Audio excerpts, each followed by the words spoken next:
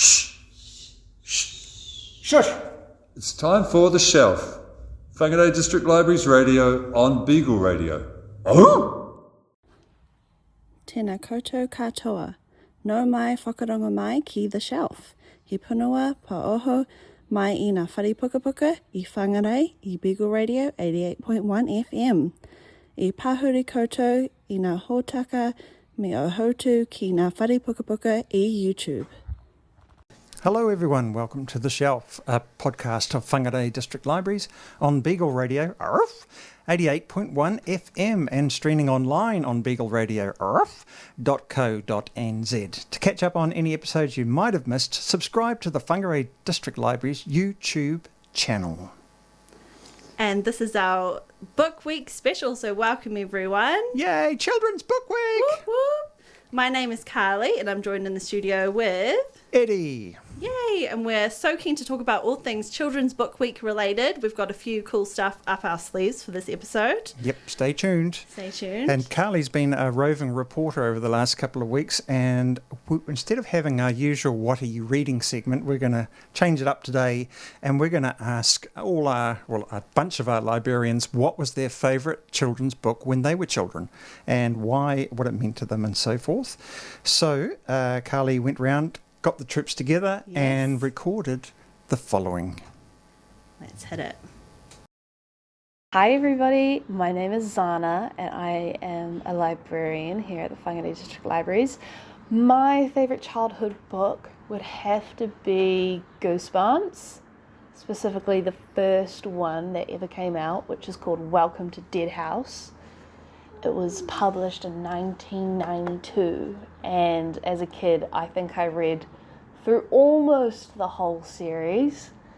And I really loved the ones where you got to choose your own story. I thought that was the coolest thing ever. So if you're into something a little scary, then check out Goosebumps by R.L. Stine. Hi, my name's Shelley, and when I was a child, one of my favourite books was Heidi, and it was just a lovely story about the beautiful mountains in Switzerland, and it was just a lovely story. Takes me back thinking about it. My favourite book as a child was Bimbo and Topsy by Enid Blyton. It was about a Siamese kitten and a fox terrier puppy who got up to mayhem. Very much like me. Hi, I'm Amber. I'm a customer services librarian, and my favourite book as a child was the Goosebumps book, Phantom of the Auditorium. This was probably because it just has everything in it. It's got mystery, it's got a little bit of like romance with the auditorium, like the phantom part of it. It's just got everything in it, and I loved it, and I read it again and again. Hi, my name's Monique Portergeist. My favourite childhood book was My Cat Loves to Sit in Boxes. I used to read it to my neighbour when I babysitted them, and it's just so true. Cats really do love to sit in boxes. Kia ora, my name's Moana. So one of my most favourite books was a book about Harriet Tubman. It was called The Runaway Slaves. And what she did was start the Underground Railroad for slaves, people that were enslaved, like African people, in the South. And so she led thousands away from slavery. And the book cover was really interesting for me. It just seemed a very brave woman, was what I remember as a child, taking on something as monstrous as having to save lots of people from slavery. So that was one of the books that I really, really loved. I used to reread that. The other one that I remember reading when I was about 11 or 12 was called The Call of the Wild by Jack London, I think was the author. And that was just a beautiful book, set in another kind of, back then you didn't see the world the way you do on the internet now. So it was a really beautiful story. Hi, my name is Jessie, and one of my favourite books/series when I was a child was the Harry Potter series by J.K. Rowling, because of the really atmospheric and complex world building, which was just super immersive to escape into. Another book which I really enjoyed as a child was The Secret Garden by Frances Hodgson Burnett, because of the really beautiful natural imagery in the story. Kia ora, my name is Andy. My favorite book as a child was Scary Stories to Tell in the Dark, because my older sister used to read it to me because the stories were pretty freaky for a kid's book. What are older siblings for? This was the one book on our bookshelf that legitimately scared me just to see it there, because the illustrations were out of this world, terrifying. When I got a little bit older and read the stories myself, the pictures in this book still scared me, but I just could not look away. My name is Swazik.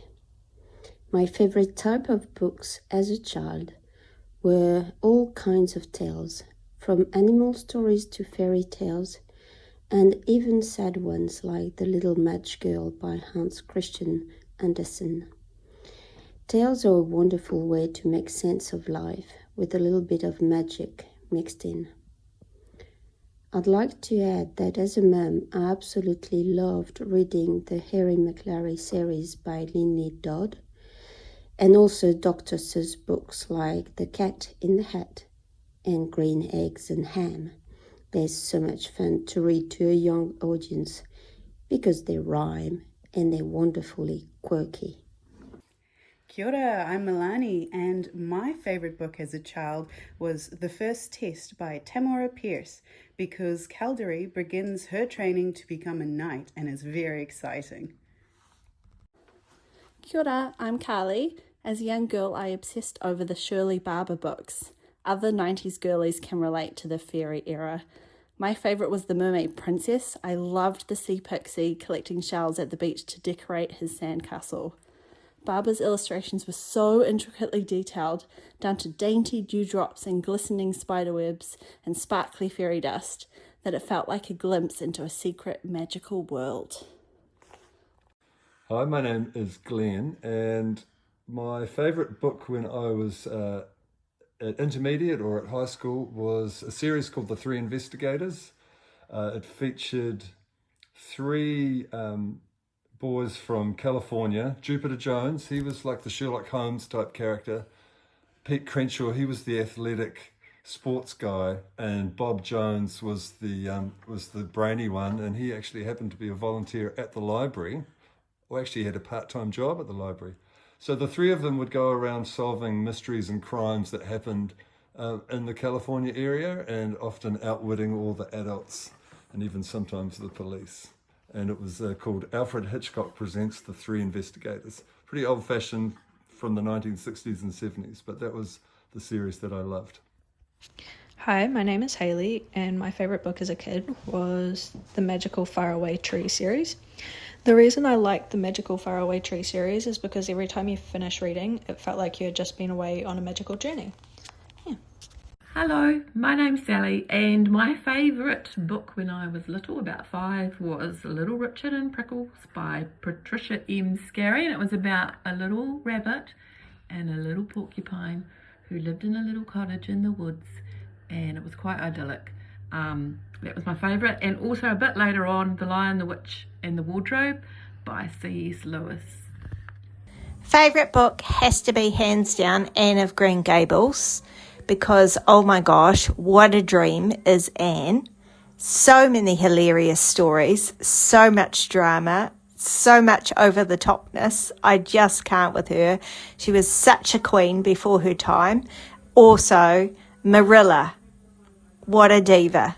Loved her too. And Matthew is just like the steadfast rock in the story. Cannot recommend it enough. Loved the original TV series of the 80s as well. Cannot get behind the Netflix series Anne with an E, because they make Anne come across as deranged, and she's not deranged. She's just perfection. Wow, how about that? Lots of great recommendations there. Yeah, thanks to the team at Whangarei District Libraries for your childhood faves. It was really cool hearing that burst of nostalgia from you guys. Is it any wonder we grew up to be librarians? And if the listeners have any childhood faves they want to share with us, drop it in the comments on our YouTube channel or Facebook, etc. I just want to let you know, like we said, it's Children's Book Week next week, which is something we're really keen to celebrate at the library. So that's from the 15th to the 21st of August. This is a campaign run by Read NZ Tipo Muramura, in which parents, teachers, whānau and librarians opt in to celebrate reading for children. So the theme for this year is Reading Around Aotearoa, and it's just a chance to do something fun to celebrate this kaupapa. So in our library, we'll be having a display at Whangarei Central Library, making some cool digital content. And on Friday 21st, our librarians are going to dress up in book costume as characters. You got yours chosen? I've got mine chosen. Me too. Not telling. Not telling. Come on Friday, next Friday. Come on Friday. Dress up yourselves if you want to. Yeah. So yeah, wherever you are in New Zealand, there should be a lot of events happening across the country, something you might want to check out. So, speaking of children's books, Eddie's got something. I have, yeah. So last week I had the privilege and pleasure of chatting to a great New Zealand children's illustrator and author, Stephanie Thatcher. And to get you in the mood for the interview and to put it in a bit of perspective, I thought I'd read to you her book, The Quiet Pirate, which is a big fave at fun times and also when we visit schools. So this is The Quiet Pirate by Stephanie Thatcher. Pirates are loud and proud, and the crew of the Black Thunder were the loudest, proudest pirates of them all, and they said, "Arr!" Except for quiet cabin boy Barnaby. Barnaby didn't shout or stomp or swagger. He preferred to watch and listen and think. But on the inside, Barnaby wasn't quiet at all. On the inside, he bellowed from the crow's nest, "Yo-ho-ho!" He danced on the quarterdeck, fiddly-diddly-dee. He sang from the rigging, tra-la-la-la-la. And he was the loudest, proudest pirate of them all, and he said, "Arr!" On the outside, though, Barnaby was a little bit quiet. He spoke with a teeny tiny voice that the other pirates could hardly hear. They thought he was far too quiet for a pirate. Barnaby tried to yell, "Ship ahoy!" from the crow's nest, but his voice was too small to be heard. "Speak up, ye blithering blighter!" bellowed Blowhard. Barnaby tried to chant a sea shanty from the rigging, but his voice was much too soft. "La la la la la! What do you call that, you lousy lubber?" thundered Blunderbuss. Barnaby tried to yell "Arr!" like the other pirates, but he just couldn't do it. "Arr!" he tried, and all the pirates laughed. "Ha ha! I can't hear you, you scurvy bilge rat!" roared Bully Boy. Barnaby did not like to be told he was quiet, and the more the other pirates told him he was quiet, the quieter he became. Sometimes Barnaby wondered if he should even be a pirate.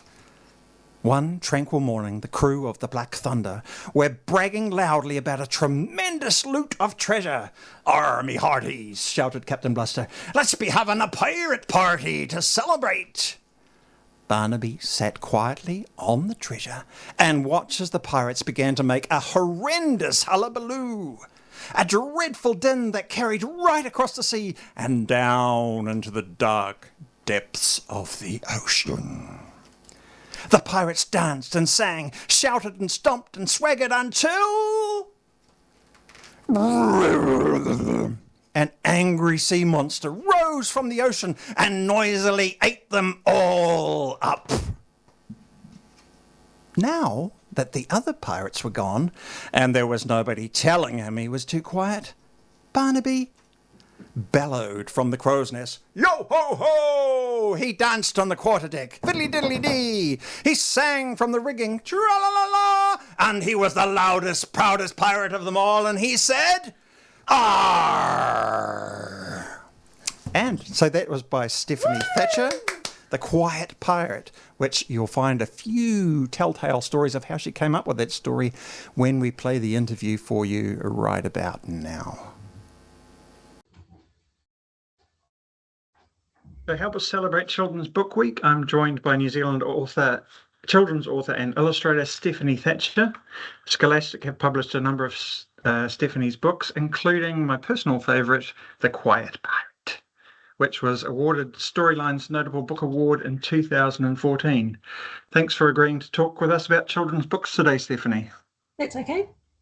And you're calling all the way from Huia in West Auckland. Yep. Great. Now, I understand that you loved reading as a child and drawing came to you quite early, is that right? Yes, I've always loved reading books, and I was much more likely to be inside reading a book or drawing or playing with my Playmobiles than I would be outside playing sports. Yes, guilty, same here. And so I also read that you enjoyed making caricatures of your teachers. Don't tell me that's true. I did, yeah. I'd get in a bit of trouble for that. Draw pictures of them on the blackboard or whiteboard, and right. before they came into the class. Great idea, yeah. And that's a perfect grounding for what was to come later. So in your career, I understand you've been a librarian at one stage as well. Yes. Can you talk us briefly through your career that led to you becoming a children's illustrator and author? I actually always wanted to make books, especially picture books. Even when I was a school kid myself, I was really interested in making picture books.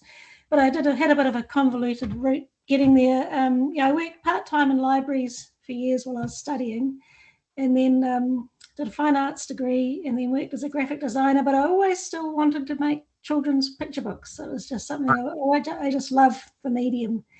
Then I ended up doing a night class in children's book illustration with Sandra Morris. And as part of that night class, she suggested we bring along a story to draw from. And so I thought, well, I'll write one. So good on you. I wrote a story called The Great Galloping Galoot. And then by the end of the night class, we'd done up a little dummy book and done lots of sketches. And she said, would you mind if I send this off to a publisher? And I said, sure. And never thought anything would come of it. And then a few months later, she sent me an email saying that they'd accepted it. And I that's brilliant. Lay on the floor in amazement. I was As you would. Yeah, so thrilled because it's something I've wanted to do for a really, really long time. So that's how I got started. Excellent. And how do you think it's going in this digital age? Are kids still doodling, sketching, drawing, painting as much, do you think? Or do you think it's a narrower group of kids that's happening for now, and most of them are playing online somehow?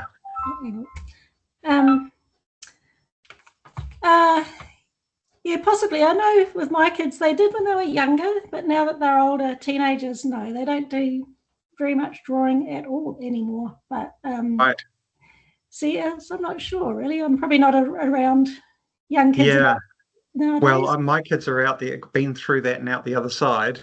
And my son, who's 30 something, 31 I think, he just started picking up a paintbrush and pencil again. So he had this big gap in his teenager. He drew and stuff when he was little.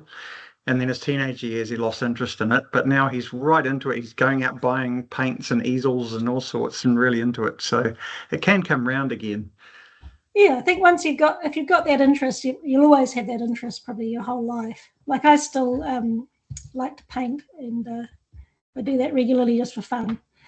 Yeah. And I guess in your case, it's gone to the extreme because you had a career as a graphic designer. I still do. That's still my main. That's my bread and butter. So doing the children's books is sort of more like that's your gig. Yeah. That's your rock star life. Yeah.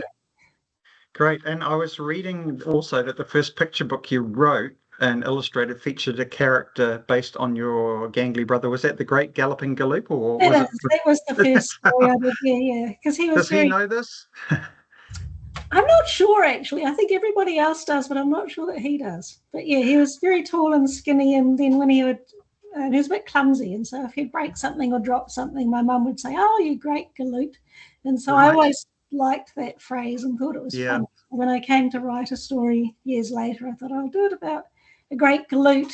And because he was small and skinny and gangly, I thought I'll make it a giraffe. So some of my best friends are tall, skinny, and gangly, including myself, and clumsy. I was hoping that it would be Barnaby, that the Barnaby from The Quiet Pirate was based on your brother. No, that was based on my son. Oh. Because when he was at kindergarten, he was very, very quiet. He wouldn't say boo. He was very, very quiet at kindergarten. But then he would come home from kindergarten and he was really loud. Right, yeah. Wouldn't stop talking. And then also at the time, he loved pirates. So that's where that one came from. Yeah, actually, most of my stories, the inspiration will come from something to do with my family or, little stories that happen within the family often are the inspiration for the books. Yeah. So that book is over 10 years old now, isn't it? Yes. Yeah, and it's still packing a punch whenever I read it at schools or at even at Fun Time, which is a preschoolers program we do here at the library. They just love it, and I make it very interactive. And I didn't know how much impact it had until about a year later, after I read it to a school, a boy came up to me in the library and he goes, "Arr." Yeah, I enjoy reading that one aloud too, because you can sort of do the voices and you can get the kids to all go "arr" really loudly. Yeah. And it's great for the volume too, because you can and almost whisper for Barnaby's parts, and then you've got these very larger than life loud pirates.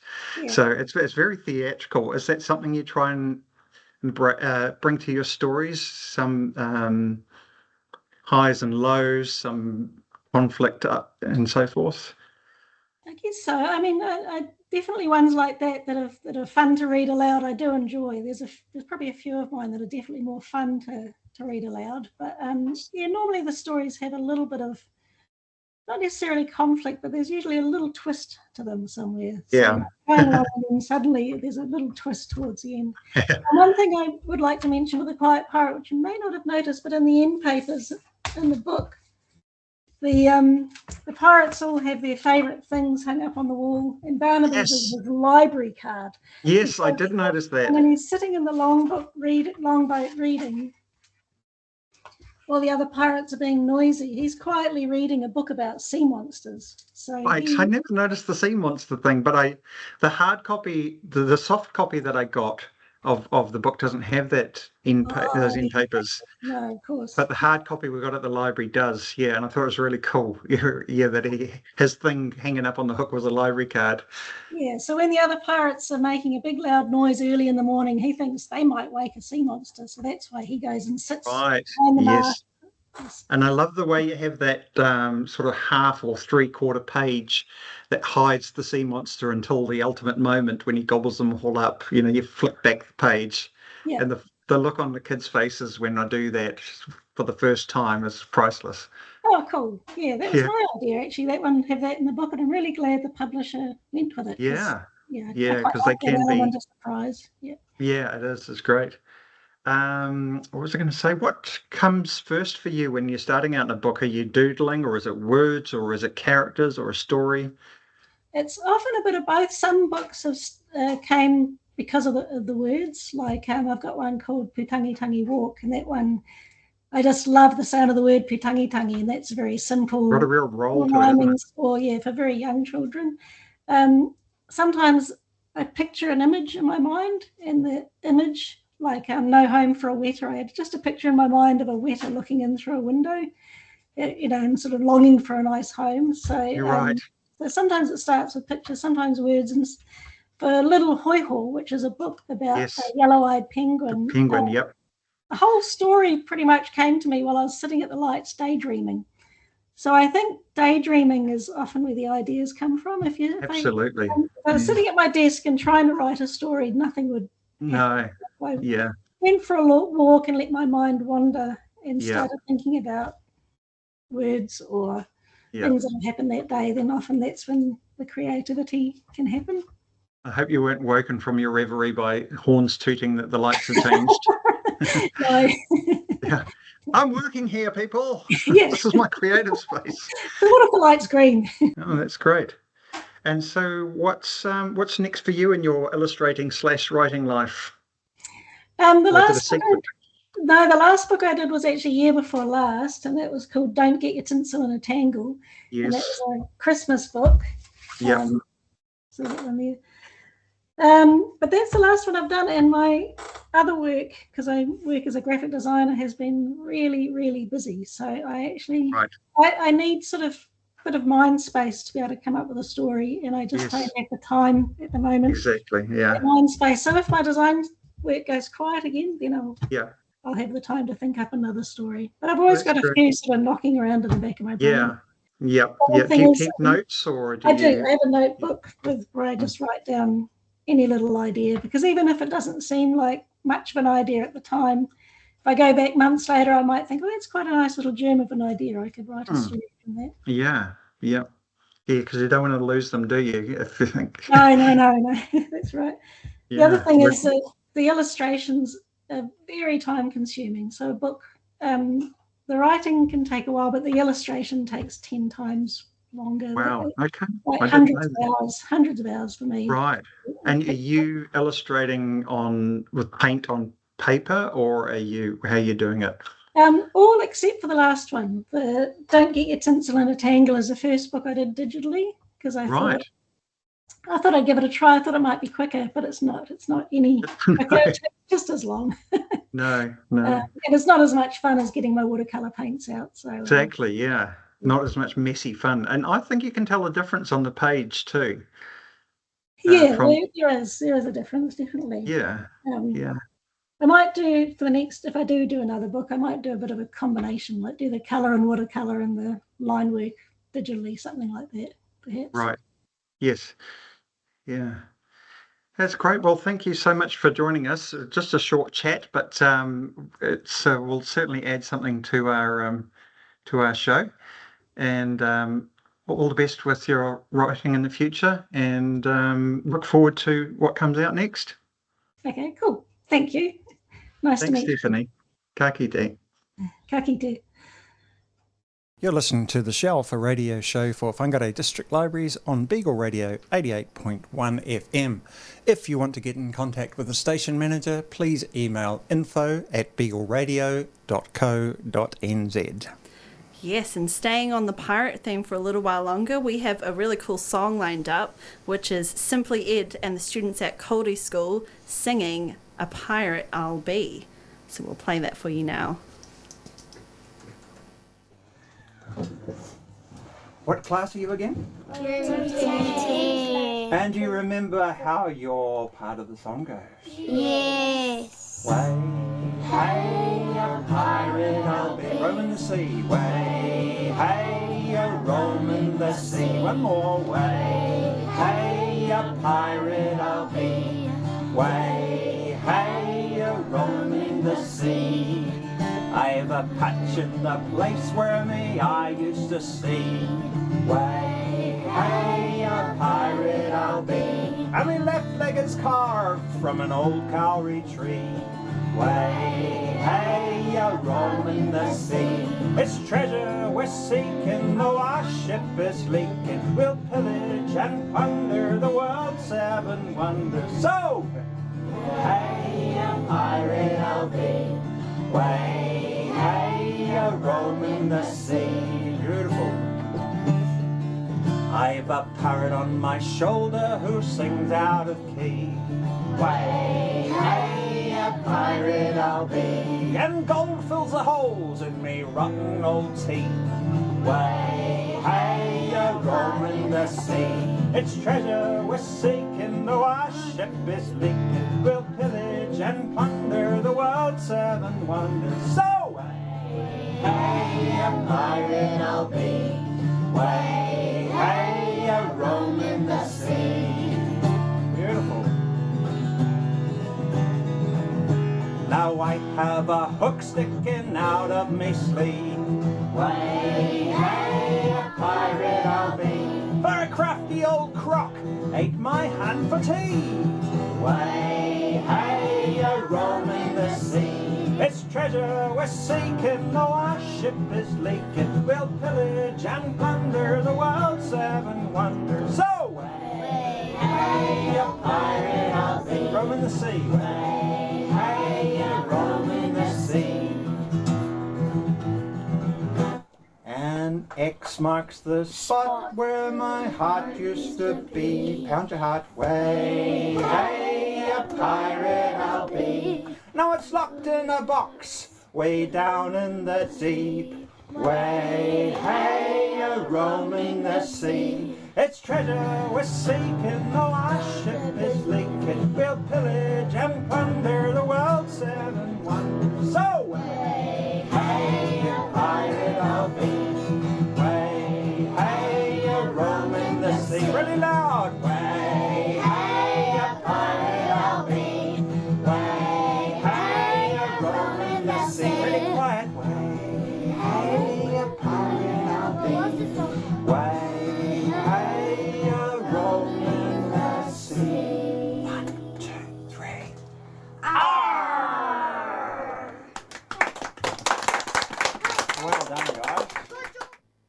We hope you all joined in on the R's, and a reminder that next week, 15th to 21st of August, is Children's Book Week, and that got us thinking. Karlie, in particular, what have you got? I've got a little bit of information about why reading is fun and educational for kids at the same time. So as librarians, we know that reading plays a huge role in children's development. When parents and educators read with kids, they're not only bonding with them, they're helping develop the kids' vocabulary, language skills, concentration, imagination, empathy, and emotional intelligence. And according to studies, reading with children from infancy has long-term benefits in terms of their brain development, cognition, mental health, oral language, social and emotional capabilities, and success in education. Am I allowed to say here that you and I are living proof of this? Yeah, because we're on the fun time squad. Exactly. We like to call ourselves funnies. Exactly. Yep. Yep. And so on top of that, it's important to show children that reading can be fun, speaking Absolutely. of fun time. The National Library of New Zealand defines the concept of reading for pleasure, that's their concept they like to use, as independent, leisure or recreational reading. They've said reading for pleasure is more closely associated with intrinsic motivation. It's reading that children do for themselves at their own pace, with whom they choose and in their own way. And when children read for pleasure, it's empowering for them. Absolutely.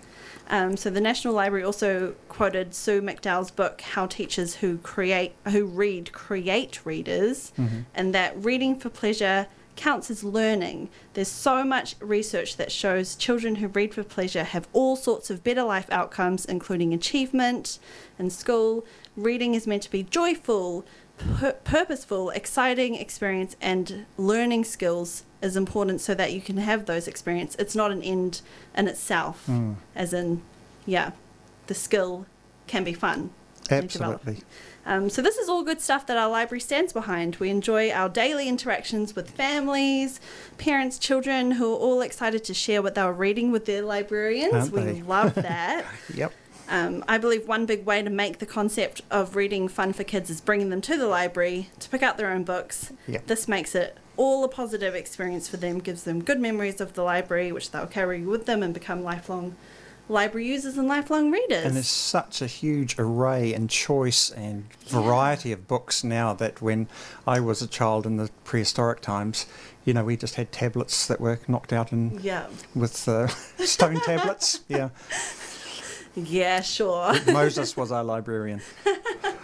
Yeah, and when we say that people can have 50 books out on their library cards, they'll push it to the limit. Push it to the limit. So this is where we're going to segue into talking about the queen of making reading fun. Yes. Lynley Dodd herself. And that's making it fun for kids and grown-up kids alike. Absolutely. She's a beloved and renowned Kiwi children's author and illustrator who has sold millions of books worldwide. Her best-known book is Harry McClary from Donaldson's Dairy. And that was first published in 1983. And ever since then, she's been fostering a love of reading in children across multiple generations. Absolutely, in countries and languages. This year she was awarded the Fisher Fund's New Zealand Legacy Award at the New Zealander of the Year Awards. In 2002, she was made a Distinguished Companion of the New Zealand Order of Merit for her services to children's literature. And she accepted a redesignation as a Dame Companion of the NZ Order of Merit in 2009. In 2024, she received the Prime Minister's Award for Literary Achievement. It's safe to say that she's a national treasure. Amen to that. And a big part of her enduring popularity is that her books can be enjoyed by children and parents alike. Absolutely. She's quoted as saying, "I remember my picture books when I was a child, and some of them were deadly boring. I couldn't imagine how parents could get enthusiastic about it, so I'm determined to write books that parents sit and enjoy too." I reckon. A child knows if a parent is getting a little bit bored. Yes. And so Eddie and I can attest to that fact that when we read Lynley Dodd books at our preschool fun times, the parents are loving it. Yep, their eyes light up. Yep, and reading along, and just like the kids, they're yelling out, "Scarface Claw!" at exactly the right turn of page. Absolutely. Even I had a little girl who was barely speaking. She was a very little tiny toddler, just toddling along. And when I did Harry McClary the other day, every time he came on the page, "Hey McClare, hey McClare." Oh my God. It was really cute. She knew exactly who he was and when to say it. Oh, that's awesome. Her illustrations are also whimsical and delightful with like fine line, ink pen details and watercolors. She captures the mischief, the movement, the personalities of her animal characters. In fact, she was an artist before she began writing, which I didn't know which way around that came. But what makes her stories so entertaining is her wordplay. Her iconic style incorporates alliteration and rhymes. They have like a really cool bouncy rhythm. They sure do. Much like Harry himself. Yeah, much like Harry himself. So, for example, it was drowsily warm with dozens of bees lazily bussing through flowers and trees. Harry McClary decided to choose a space in the shade for his afternoon snooze. So that does make it really fun to read out loud. In fact, we have a feeling that her stories could make a good rap. Do you want to give it a try? Oh, no challenge, no pressure here. No pressure, freestyle. It was drowsily warm with dozens of bees, lazily bussing through flowers and trees. Harry McClary decided to choose a space in the shade for his afternoon snooze. Ooh, too smooth. Yo. So I'm going to preface this next special recording with some background lore. So for years, Scottish readers believed that Lynley Dodd's books were Scottish. Of course. It sounds a bit Scottish, Harry McClary. Yeah. And it's not just because the dog has a little bit of Scottish Terrier in him, according to her. Spin-off New Zealand wrote, there are the names Harry McClary, Muffin McClay, Grizzly McDuff. They sound a bit Scottish. And it's widely popular amongst the Scots to this day. Dodd herself said, "I'm sorry, the book is a New Zealand book." Don't be sorry. Harry McClary has a Scottish ancestry. In fact, he's got a bit of Scottish Terrier, really, has an E in him. And so, he's a New Zealander with a Scots background, just like me, she said. Ah, there you go. So we happened to run into a couple of rappers. Oh, bunch of characters, weren't they? What were their names again? Their names were Okai the News and Monarch of the Glen. Monarch of the Glen. They were a beatbox hip-hop duo. Is that the right lingo? And they visited the mobile bus and they recorded this song. Dame Lynley Dodd, busting the rhymes. Monarch of the Glen on beatbox crimes. Hey, you, it's Okai the New, rapping and scatting on Harry McClary, Scattercat. Scattercat. Harry McClary felt bumptious and bustly, bossy and bouncy, frisky and hustly. He wanted to run, he wanted to race, but the main thing he wanted was something to chase. Grey Wacky Jones was hunting a bee. Bzzz. When along came Harry McClary, and chased her up in the sycamore tree. Sycamore, sycamore, sycamore.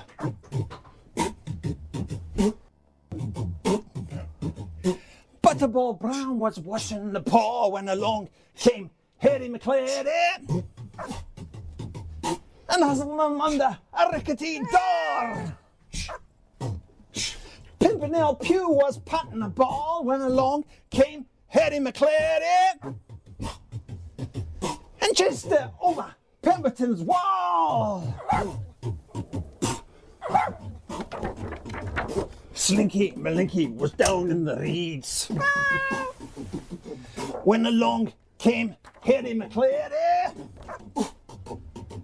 and bustled it into a drum full of weeds. Bring it down. Shh. Mushroom McGee was asleep on the ledge when along came Harry McClary and hustled it into a hole in the hedge.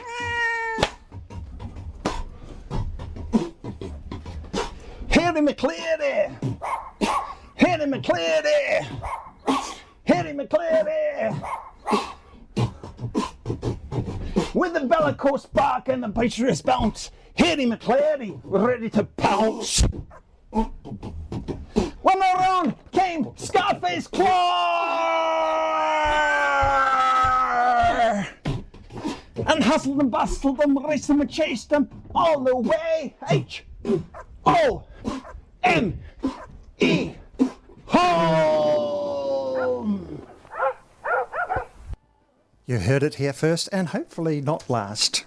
Yeah, we plan to release that as a reel with the cameos from the rappers themselves starring in the reel next week for Children's Week. Yes, and now moving right along, we're running low on time.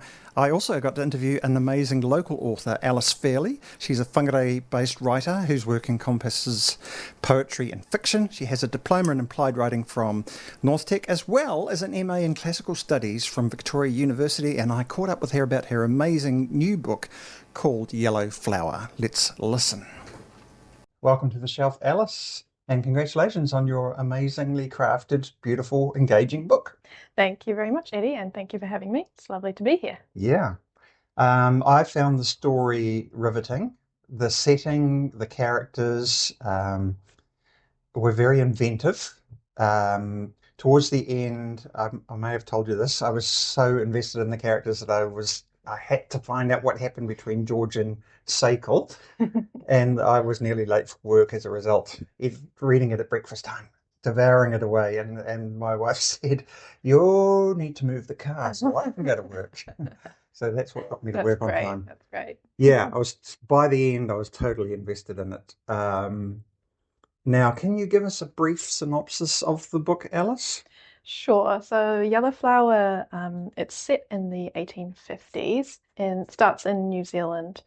And the main character is a man named George, who's escaped England for reasons that I won't disclose. That's a spoiler. No spoilers.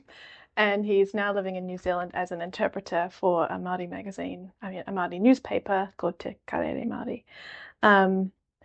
And then for more spoiler reasons, he has to leave New Zealand, and he goes with his sister and brother-in-law to an island in the Southern Ocean that is previously uncharted. And there he meets the native people and goes on adventures. Absolutely, yeah. And it's really, the clash of cultures and George sort of finding out his place in the world. Cool, yeah. And the characters really come off the page for me. I really loved Kesem, also known as Mary. Yes. No spoilers why she changes her name. She was a very sympathetic character. I could really feel her pain and her confusion and this clash of cultures that you mentioned. And then Henry as another, although he's almost the villain of the piece in some ways, he was the kind of person you love to hate. Yeah, yes. His arrogance was knew hardly any limits. And I quite enjoyed Mr. Kingsley as well. Oh, yeah. Is he a vicar, a reverend? Chaplain. Chaplain. Yeah. Yeah, the ship's chaplain. I wondered if he was a nod to some of Jane Austen's Men of the Cloth. Not deliberately. No, Not deliberately. because he's got a slightly comic air about him. Yes, that was intentional, but no, I didn't deliberately model him off any of Jane Austen's. No, cool. Yeah, but he definitely suits that time period and the bumbling minister who is so certain about what he believes, but so uncertain in his own social interactions and his own standing in British society. Yeah. He was a fun character to write. For that reason. I really enjoyed him. When the film comes out, can I play him? I'm sure. Yeah. The role I'll put is my name up, yours. Taika. I'm just saying I'm available to play Mr. Kingsley. So would you like to do a short reading for us from the book? Sure, I'll do a reading. So this is from chapter 14, and it's the scene where George meets Zekel, one of the native Yunhe people, for the second time.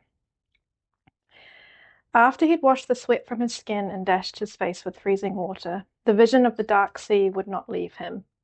He'd ventured downstream to bathe where the river cut a path through the trees and where nobody else was likely to come upon him.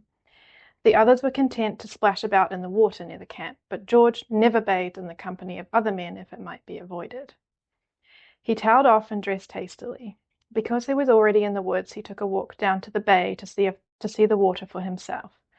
It was reassuringly normal, blue-grey and only mildly agitated, the waves no taller than George's thighs. For several minutes he watched them roll in and out, the ocean sighing with every sweep. Satisfied that his dream had indeed been only a dream, George returned to the woods. He took the opportunity to study the trees. Their trunks were protected by thick, fibrous bark that rasped against his hand when he touched it. One particularly large tree was oozing resin out of a wound where a branch had been ripped away. George scooped a little of the sticky substance onto his finger and was lifting his hand to sniff the pleasant scent when someone grabbed his arm and forced it down. Before George could process what was happening, his attacker raked the back of his hand over George's finger, cleaning away the resin. Then, as abruptly as he had grabbed him, he let him go. George pivoted to face the man. He was dressed in white, but George would have recognized his sharp jawline and clear gaze even if he weren't. For a moment the chief's, or priest's, name eluded him. Flustered, George took a step back and collided with the tree. The jolt shook the right memory free. "Idrel," he said. Haltham." He made the greeting sign with his hands, careful to hold them at chest height. "I didn't hear you arrive," he added, even though he knew Idrel wouldn't understand him. Idrel greeted him in return, then rattled off a sentence George couldn't make head nor tails of. His expression suggested apology, so George smiled in a way he hoped conveyed forgiveness. He pointed to the resin clinging to the tree, careful not to touch it. "What is it?" he asked. The words Idrel said in answer were unintelligible to George. He caught a word here and there that Kisim had taught him. Tree, touch, head. But he still hadn't got any of the words in between, so he couldn't put it together. Nevertheless, the meaning was clear. Don't touch the resin. "I think I understand," said George. "I just wish I could ask you why." He'd touched the resin before, of course, when handling firewood. Nothing bad had befallen him then. Perhaps Idrel was experiencing a similar frustration because he was fidgeting with the collar of his tunic. Today he wore simple garb, a copy of the clothes worn by the other villagers, only an unblemished white instead of russet brown. His hair was still braided, but in a less complicated fashion. He was obviously important, though it wasn't yet clear in what way. Thank you. Awesome. Now, you touched on the island there that they're on. It's is it Shayam? Shayam. Shayam, and the Henry and his cohorts call it Black Beach Island. Yes. Terribly For obvious reasons. British and uninventive. Exactly. Now, and the book really globetrots, much like George. We start off in New Zealand, and then we go back in time to France and then England, but most of the action takes place at Shaham, as you've just read. Is it an entirely fictional island, or have you based it on something sitting there in the Southern Ocean? It is. It's entirely fictional. The spot where I imagine it, there's nothing there. There isn't. There's nothing there. Right.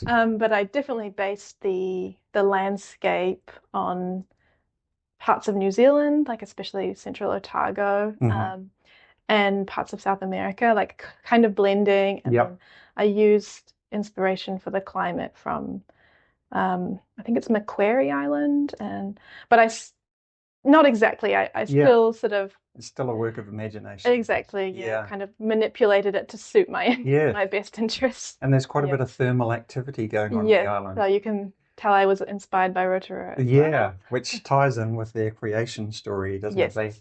So I think you've done an amazing job to create not only a fictional island, but to populate it with fauna and flora unique to it, and a people group as well. And we talked about the clash of cultures. The British are there with their everything from rough and tumble sailors through to the vicar we mentioned, to the chaplain, to a surgeon and landed gentry. They're all represented. Also, with the start of the book in Auckland. So that newspaper that George works for in the book was actually a real newspaper, wasn't it? It was, yeah. Yeah, and that was a Te Reo newspaper. Government sponsored. Look how far we've fallen. I know. Now they're trying to get rid of it. I know. It's crazy. So that was a real little gem to learn that the Māori language was so revered and seen as a way of bridging cultures. Well, they knew that in order to communicate, I guess they needed to communicate in Māori. And George is a linguist, so he's fluent in Te Reo Māori. He almost marries a chief's daughter, the Aoraki chief's daughter, or there's rumour about it. Yeah. It's sort of suggested. Hene Kiri. That's a really great scene, by the way. I love that, where he goes to Aoraki and has a hangi with them and all the rest of it. That's really cool. But George does seem more at home with the tribe than he does amongst European society. He always seems awkward and doesn't quite fit. So when it comes to the island, he naturally gravitates towards the people, and they're called Unarian. Is that right? Yeah, the people are called the Yunher. The language is Yunherian. Right. Yeah. Could you tell us how you came up with the people group and how you developed their customs, their creation myths, their religion even, and what we would call tikanga, their do's and don'ts, their, When it came to the Yunher, the first thing that I came up with was, and this was the question that actually was central to writing the novel, although I don't think it necessarily comes through when you read it, but the question I had was, what would it look like if there was a society where gender was no issue, where it basically didn't exist? They have biological sex, but they don't have gender norms in the way that we do. So that was the first stepping stone that I had to creating this group of people. And then I had to use that to imagine what their culture would be like and how that would impact a culture. And then, not to spoil, but there's a sort of amazing resource that they have on this island that also has a huge impact on their way of life. And that influences not just their way of life, but their attitudes, their religion, their beliefs. And their class structure, for want of a better word. You've got like a priestly caste, and then you've got everyone else. And it's not exactly the same as a Westerner would think of it. No, it was very unique. I have to say, I hadn't come across anything quite like it in any that's good other to years, so and I did that deliberately because I wanted their culture to be very different from the European culture. Yeah, and having said that, I was expecting it to be more Polynesian. Yeah. But it's really not, is it? It's its own thing. It's its own thing. I mean, I think in my head, I imagine they did once come from South America, and it's sort of almost near impossible because of the way the trade winds go. Right. But I like the idea that then they have as part of their mythology that that a god, basically paved the way for them to get to this island. Yeah. And so the actual way that it happened is not known. No. So yeah, which suits the times it's set in the 1800s. Yeah. It was just the really early stages of evolution and scientific study to that anthropological study. Yeah. And there's one clue, I think, in their language. They have a word for the place that they came from. I think it's Kawaska, I called it, which is similar to the name of a group of people who lived in Tierra del Fuego. Okay. Right down. So that's a little sort of hint, maybe. But they don't seem to actually know either. No. It's just all got mixed up in myth and everything. Yeah, And but that's of a course, fascinating society. the animals too, of course, must have come So cute. from South America. So that was They are a sort of alpaca type. I imagine that they're Llama? basically a guanaco, something Guanaco, similar to a which is- guanaco, which is like a llama. Yeah, so a they're little bit used sort for of their ganglier. for their meat. Meat, yes. And also for their wool. Wool. Yeah. And I did that because I wanted them, because this island is very cold. 'Cause Yes. it's quite far south. I wanted them to have a way to be warm, to live on this island. Exactly. Thermal activity helps too. Thermal activity, They've that's got how they heat their in-house- houses. Yeah. They've got in-hut heating. Yes, it's sort of even more advanced than the Europeans The have. Europeans are suffering in tents. Yeah. On hard floors and everything. That's right, yeah. So there's the language itself, Whangarei, is that how you say it? Is this a language of your own creation? And Yes. did your background studying Greek and Latin at uni help with that? It helped greatly, yes. Good to hear. Did you hear that, uni professor? Yeah. Finally using my degree in Latin for some use. Yeah.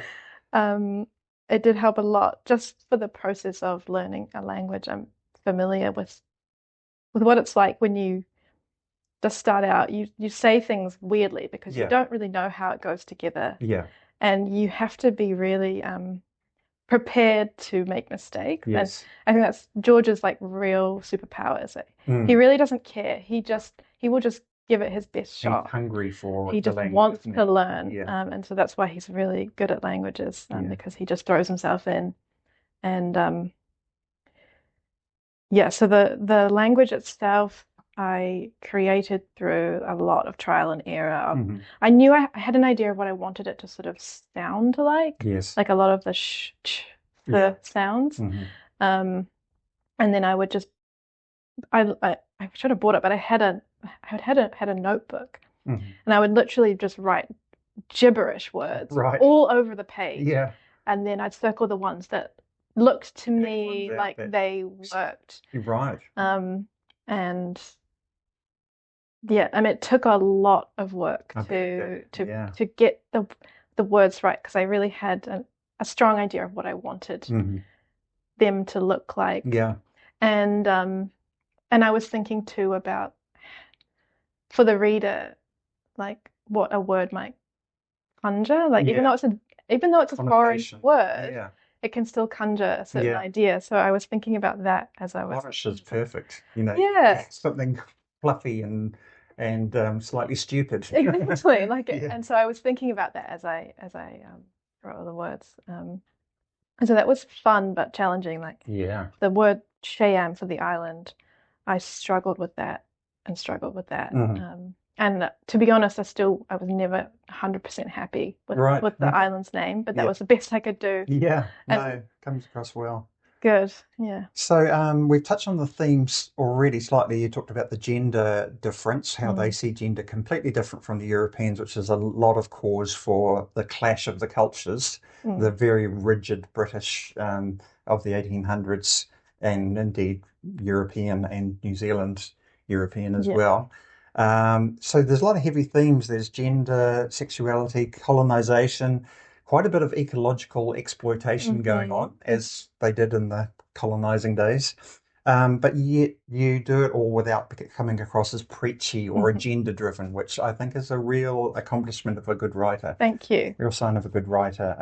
I have read books where the agenda or the message overrules the story and weakens the characters, but you seem to have got the mix just right. Oh, that's really good to hear. Yeah. Did you set out to address those particular issues, or did they arise as you developed the story and characters?